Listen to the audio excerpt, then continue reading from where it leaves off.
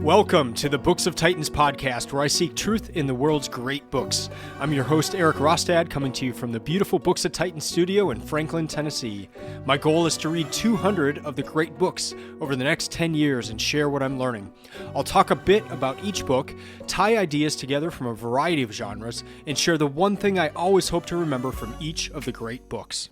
Today I'm going to cover Iphigenia in Tauris, a play by Euripides.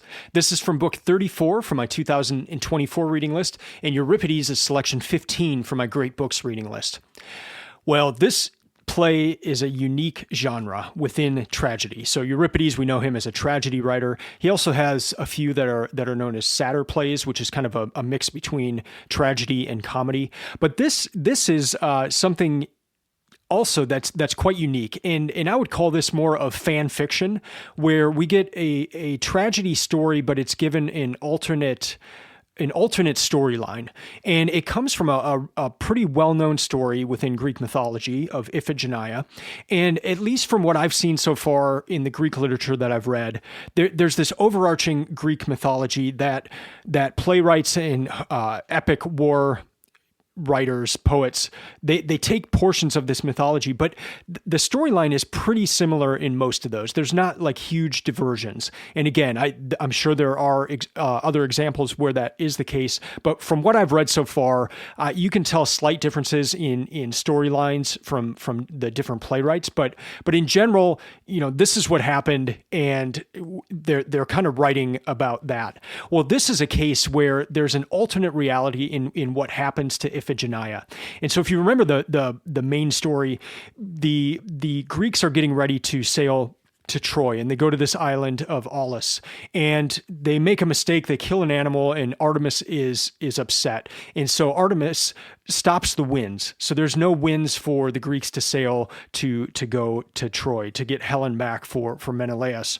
And so Agamemnon is the king of kings for these varying groups of Greeks, and he finds out that there needs to be a sacrifice in order for the winds to pick back up. And the sacrifice, unfortunately, must be his daughter.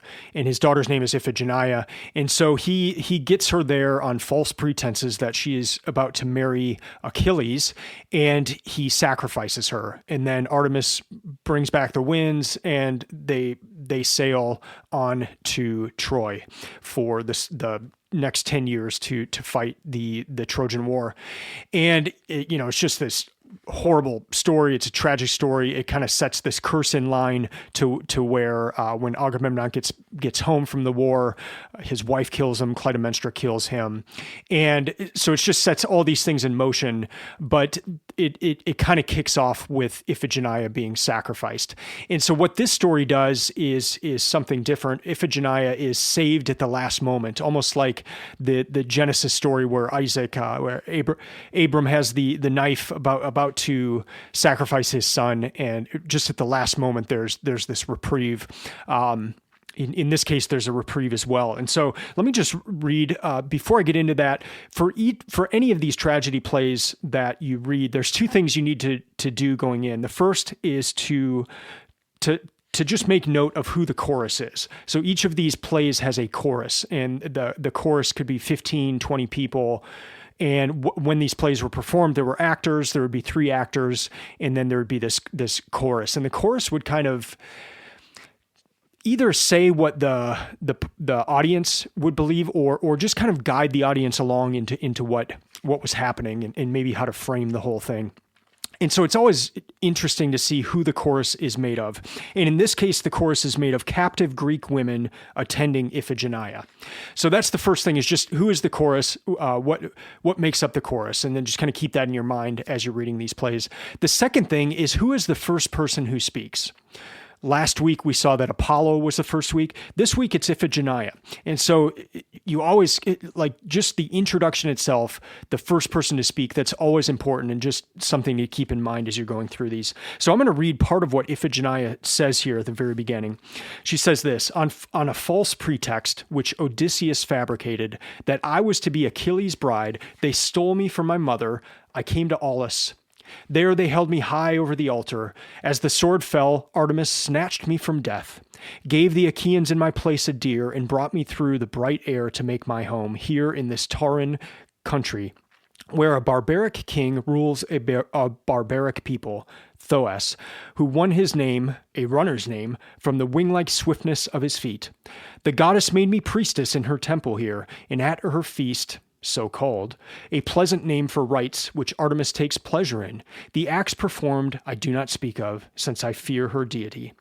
For by a custom that held here before I came, I offer all Helens who set foot on this shore. At this feast of the goddess, I begin the rites. The sacrifice itself is an unspoken act, performed by others in the interior of the shrine. And I'll stop reading there, but basically just to summarize that, she acknowledges that she was brought to Aulis, which on false pretext that she would be getting married to Achilles, and at the very last moment, as she's about to be sacrificed, Artemis snatches her from death and then gave the Achaeans in her place a deer. But apparently, it was in such a way that the Achaeans, the Greeks, didn't know that she wasn't sacrificed. So the Greeks still thought that she was indeed sacrificed. And Artemis whisks her away to this land of Tauris. So this is the play title, Iphigenia in Tauris. So now Iphigenia is in Tauris, which is modern day Crimea, just to give us a idea on the map of where Tauris is. And in Tauris, they have this practice where they sacrifice any Greek who comes to that land. So if there's a traveler and the traveler arrives, they're from Greek, they are sacrificed. So this is a place that does human sacrifices, and the god of this place is Artemis, and the priestess is Iphigenia. So Iphigenia has been put in place as the main priestess in the temple of Artemis to sacrifice these Greeks. Iphigenia herself does not do the actual sacrifice, the actual killing, but she sets everything up, kind of lures the Greeks in and sets everything in place, and then someone else does the actual killing in the sacrifice. So that's the situation that Iphigenia is in, and it's so interesting. First off, that she would be placed in this kind of a situation where she herself was about to get sacrificed, and now she's kind of forced virginity as the priestess of this area to now offer to prepare the sacrifices. So that's the first part of the story of just how we got here, how it's different from how we mainly understand the Iphigenia story. But the second part of this is her brother Orestes. And so we know him as the one that ends up coming back to kill Clytemnestra after Clytemnestra has killed her husband Agamemnon. And again, Agamemnon's the one that sacrifices his daughter Iphigenia. So his wife is very upset about this. He has sacrificed her daughter. After all of the Trojan War, he comes back home. Clytemnestra kills him. That can't stand, and Apollo encourages Orestes to return home to kill his mother for the sake of justice.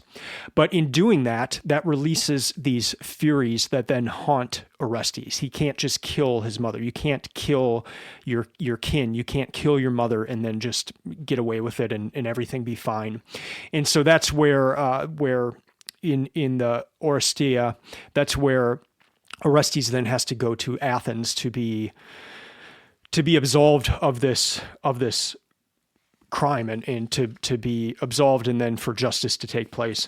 And so I want to read the part of Orestes speaking here, and he kind of goes into this whole story, and then it leads into how these two stories come together. So here's Orestes. They charged me with my mother's murder. I replied, the votes were counted equal, and Athena raised her hand for my acquittal. I had stood trial on a capital charge and won my case. Those Furies, then, who accepted the court's judgment, fixed their permanent shrine near the court itself. Those who rejected it continued still to persecute me from place to place until I came again to Apollo's holy ground. I lay starving prostrate before his sanctuary and swore to end my life there, unless he who had destroyed me would now save me. Then Apollo's word voiced from the golden tripod sent me to this country, to take the statue of Artemis that fell from heaven and set it up in Athens, help them to achieve this deed which the gods prescribed for my deliverance. Once we secure this holy image, I shall be free of madness. We shall escape with you to our well-manned ships. Let me end it there. He continues on, but let me end it there and then just kind of give a summary of what he's just said. So after the acquittal, the Furies who accept the court's judgment, they turn into the Eumenides, and they turn into more of good people and not this haunting presence anymore. They're called the Blessed Ones, but the Furies that rejected the acquittal, they continue to persecute Orestes. So he still has these Furies just bombarding him every day. And so he asks Apollo, what do I need to do? And he says, you need to go to Tauris. And so here Orestes ends up in the same place where his sister Iphigenia is now the priestess. And what he is tasked with doing is going into the temple where Iphigenia is the priestess and stealing the statue of Artemis. And then he is to then take that statue back to Athens, and then the statue is to be there. And so just incredible storytelling here where Orestes has to go to the place where they kill Greeks. So he as a Greek is going to arrive in a place where they sacrifice his kind. And then he is to go into the temple and somehow steal this statue and not get killed and all that. So that's what this story is about. It's a really interesting and fun story. A lot of the themes that show up in this play, they deal with necessity, which again, last week we talked about necessity, and necessity is capitalized, which means it's a goddess. And there's this idea that necessity drives a lot of what happens in life. There's a connection to fate in that sense, which is another theme of this play. There's also justice. And then there's this kind of overarching theme of civilization versus barbarism. So Greeks are presented as having the civilization, whereas in Tauris, there are these they practice barbarism in these human sacrifices. But the whole twist of the whole thing is this whole thing was brought about because the Greeks were about to do a human sacrifice in Iphigenia. And not just any human sacrifice, but a sacrifice of kin, a sacrifice of the daughter of Agamemnon. The version I read of this was the Penguin Classics, and it contains Alcestis, Hippolytus, and Iphigenia in Tauris. The translation is done by Philip Vellicott, and I read some of his translations for other of Euripides' plays. I really like his translations, and his introductions are also very good. Usually I split up my episodes into different segments, but this one's going to be relatively short, so I'm just going to do it all in one segment here. So I'll cover a few themes, some questions I have, and then I'll of course close with the one thing I'm still thinking about after reading Iphigenia in Tauris. So let's get into a few themes. The first one is this idea of threads, of kind of divine threads. And so this is Orestes speaking here. Let me just read this part quickly.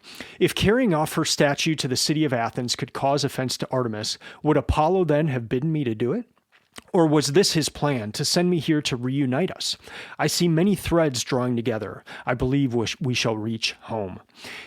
End the quote there. And so Orestes is saying, there's different gods in this play. There's Artemis and Apollo are the two main ones. Athena shows up at the end. But there's this idea of divine providence, that there's this many threads drawing together, that the gods are making this happen. And even Apollo having Orestes do this task in the place where his sister lives is part of this divine providence. So I like that idea of threads kind of being pulled together in a story. And you even get that idea in the word text. In textile is a weaving. You get that idea in the first author that we have of in Hedwana, and I read her work last year, but she talks about that idea of weaving these threads together to create a story. And here you've got kind of divine providence threading different stories together. You also have the theme of necessity, and that showed up in the last episode. And there's this comment that made by Athena, and she's trying to get Thoas, the king, who, the goddess Artemis, the statue is about to be taken from his land. The Greeks that were supposed to be sacrificed are escaping. He's very upset, but Athena kind of comes in a god-like manner at the end, where Deus ex machina, she how they would do that in the plays, and she kind of shows up and in a powerful way gets Thoas to calm down. But she says this: "You are wise. The gods themselves bow to necessity, not only you." And so she's talking to Thoas there, and he has just agreed to not pursue them and to let what's happening happen. And Athena says that's a wise move because the gods themselves bow to necessity. And necessity, again, is a goddess, capital N on necessity. And so there's this idea that even the gods are subject to something that's above them, that they're subject to things that happen, that things that are going to happen, whether they involve themselves or not. There's also an interesting part where Iphigenia says she lives under necessity. So let me read that part. Orestes says, "A tragic lot, young woman, and unenviable." And Iphigenia replies, "I live under necessity, which I must heed." And so even here, Iphigenia, in the situation she's in, she's been whisked to this other land. She lives under necessity. There are things that she has to do. If she does not do them, things will not go well for her. The other big theme is of law and justice. And there's this part where Iphigenia is telling the king about the two people who have just arrived. So when Orestes arrives, he arrives with his friend and cousin Pylades, and Iphigenia, in talking to the king about them, says, these are bad men. They have killed their mother.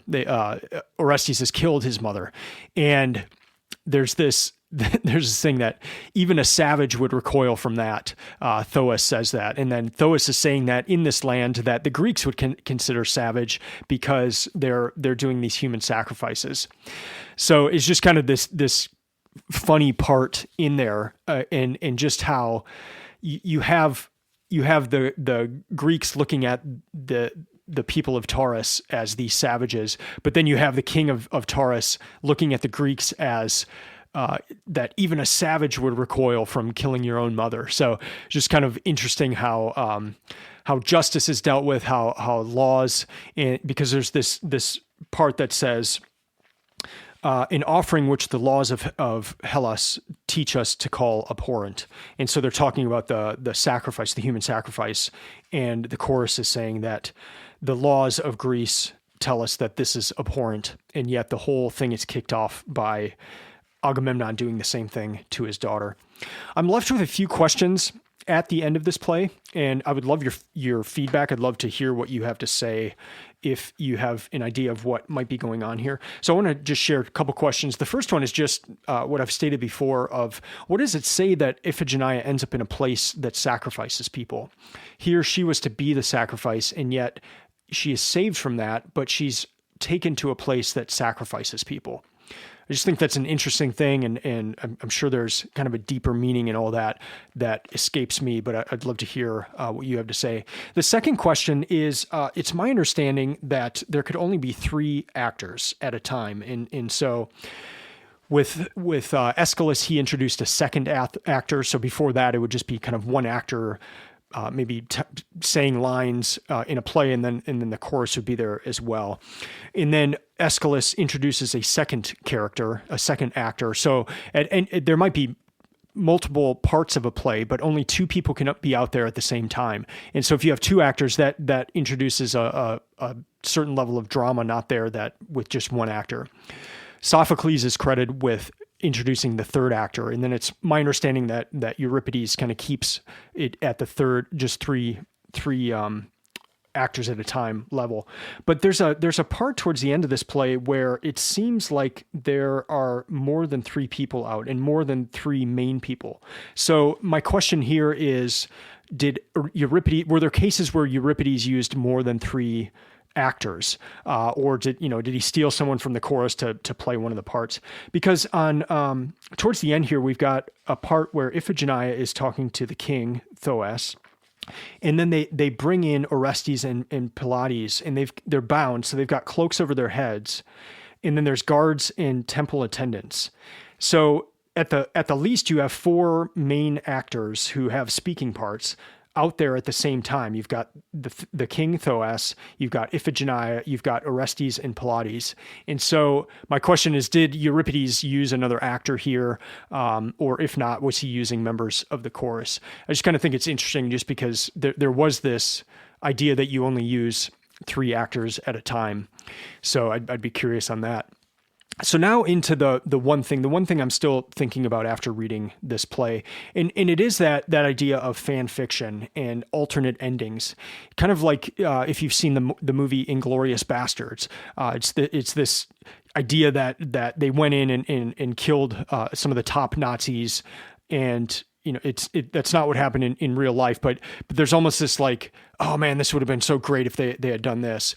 And the Iphigenia story is so tragic. And just to think that Agamemnon is there sacrificing his own daughter, and to have an alternate story ending to that is a relief in a way, and just kind of a fun thing to consider, that at the last moment, as the knife is about to come down on Iphigenia for her to be sacrificed, Artemis replaces a deer there instead. But Artemis was the god that requested that she be sacrificed. So I'm always like, why did she do that? Why did Artemis require this sacrifice? But to have this story out there is just kind of fun in that at the last minute Iphigenia is saved. So fan fiction's not new. Here we've got something nearly 2,500 years old, and it's an alternate ending. I just think that's so cool. So fun to think that the Greeks were playing around with these things, and there's kind of this mythology that had a storyline that most people followed. Here you've got Euripides kind of taking some liberties with the story, and I just really enjoyed that. That's going to do it for this episode. Thank you for listening. I am on Substack now, so if you get value out of this podcast, I'd love if you return that value. And you can do that with $5 a month. You can do it $99 a year or $500 per year. That just helps me keep this thing going. I have costs on my side, and then just even buying the books and that sort of thing. It's a labor of love. I do it no matter what, whether I was getting money for it or not. But I thank you so much to those of you who have donated and given on Substack so far. I really appreciate that. I also just want to encourage you to go to Substack to comment on this podcast episode, comment on other episodes, ask me questions there. I'd really like for that to become a place where we address questions, even the questions that I addressed in this episode, and just to where the community can see those comments. With Substack, I'm just kind of using it at this moment as a place to give to the episode, but everything is open to the community. So I'm not hiding something unless you pay or something like that. Everything at this point is open. For what I'm currently reading, right now I'm continuing on in the Iliad. So I'm kind of working the Iliad in between the Euripides tragedy plays. And that's because I'm leading a small reading group right now where we're covering the Iliad. And so we're doing 3 books of the Iliad per week. And so I'm reading that. And then with Euripides, I have some of his other plays coming up. I can't wait to read those. That's going to do it for this episode. Thank you for listening. I'd love to hear from you. Please use that Substack to do comments. If you want to email me directly, you can do so at eric@booksoftitans.com. Let me know what you thought about this episode, or maybe if you have a question, or you just kind of want to know about how you can start reading more or what to read, that kind of thing. I'd love to hear from you. You can also follow Books of Titans on Instagram or Twitter, and it's just @Books of Titans. And then the Substack and the website have a lot of tools just to help you create a reading list, find books, and read reviews of mine. I'll be back next week, and I'll discuss another tragedy play by Euripides. Until then, keep reading, keep learning, and keep listening. I'm out.